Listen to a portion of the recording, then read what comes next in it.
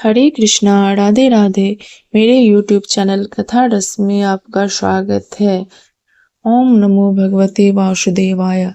आज हम आपको सुनाने जा रहे हैं पौष मास की पावन सफला एकादशी व्रत कथा, जिसे सुनने और करने मात्र से जीवन की हर असफलता सफलता में बदल जाती है। शास्त्रों में कहा गया है, जो भक्त सच्चे मन से भगवान श्री हरि विष्णु की आराधना करता है, उसके सभी बिगड़े कार्य स्वयं प्रभु बना देते हैं। तो आइए मन को शांत कर भक्ति भाव से सुनते हैं सफला एकादशी की यह दिव्य कथा। सफला एकादशी हिंदू धर्म की अत्यंत पावन एकादशियों में से एक मानी जाती है। यह एकादशी विशेष रूप से भगवान विष्णु को समर्पित होती है। ऐसा माना जाता है कि इस व्रत के प्रभाव से व्यक्ति के जीवन के सभी कष्ट, पाप और बाधाएं दूर होती है तथा उसके सभी कार्य सफल होते हैं। इसी कारण इसका नाम सफला पड़ा। यह एकादशी पौष मास के कृष्ण पक्ष की एकादशी को आती है। सफला एकादशी का महत्व। शास्त्रों के अनुसार एकादशी व्रत सभी व्रतों में श्रेष्ठ माना गया है। सफला एकादशी का महत्व इसलिए भी अधिक है क्योंकि यह वर्ष का अंतिम एकादशी होता है। इस दिन किया गया व्रत मनुष्य के जीवन में नई शुरुआत और शुभता का संकेत देता है।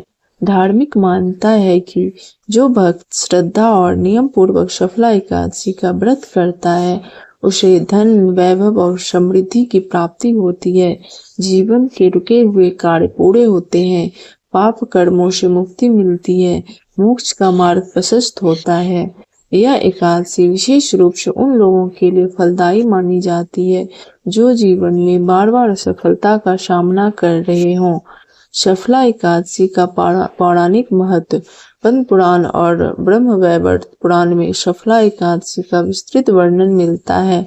इन ग्रंथों में बताया गया है कि इस व्रत के प्रभाव से राजा से लेकर सामान्य व्यक्ति तक अपने जीवन को सफल बना सकते हैं। भगवान विष्णु स्वयं कहते हैं कि हे नारद, जो मनुष्य सफला एकादशी का व्रत करता है, उसके जीवन में कभी असफलता नहीं आती। सफला एकादशी की पौराणिक कथा। प्राचीन काल में चंपावती नगरी में राजा महिष्मत राज्य करते थे। राजा के 4 पुत्र थे। उनका सबसे बड़ा पुत्र लुम्पक अत्यंत दुराचारी, क्रूर और पापी स्वभाव का था। वह जुआ, चोरी और अन्य गलत कार्यों में लिप्त रहता था। राजा उससे बहुत दुखी रहते थे। एक दिन राजा ने लुम्पक को राज्य से निकाल दिया। लुम्पक जंगल में रहने लगा। वहां वह चोरी करके अपना जीवन यापन करता था। एक बार अत्यधिक ठंड और भूख से पीड़ित होकर वह एक पीपल के वृक्ष के नीचे रात बिताने लगा। संयोगवश वह दिन सफला एकादशी का था। भूख और पीड़ा के कारण वह उस दिन कुछ खा नहीं सका और पूरी रात जागता रहा। अनजाने में उसका एकादशी व्रत और जागरण हो गया। अगले दिन द्वादशी को उसने कुछ फल खाए। इस अनजाने व्रत के प्रभाव से भगवान विष्णु उस पर प्रसन्न हुए। कुछ समय बाद उसके जीवन में परिवर्तन आया। राजा महिष्मत ने उसे पुनः स्वीकार कर लिया और उसे राज्य सौंप दिया। लुम्पक ने धर्म के मार्ग पर चलकर अंत में वैकुंठ लोक को प्राप्त किया। इस कथा से यह सिद्ध होता है कि सफला एकादशी का व्रत अनजाने में भी किया जाए तो अत्यंत फलदायी होता है।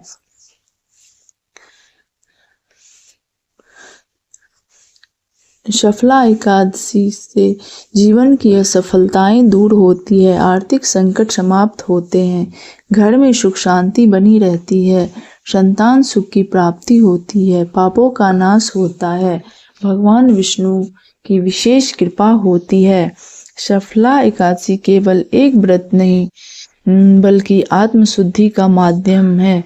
यह व्रत हमें संयम, भक्ति और आत्मनियंत्रण की शिक्षा देता है।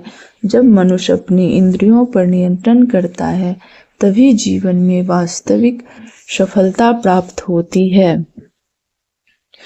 सफला एकादशी का व्रत जीवन को सफलता, शांति और मोक्ष की ओर ले जाने वाला पवित्र साधन है।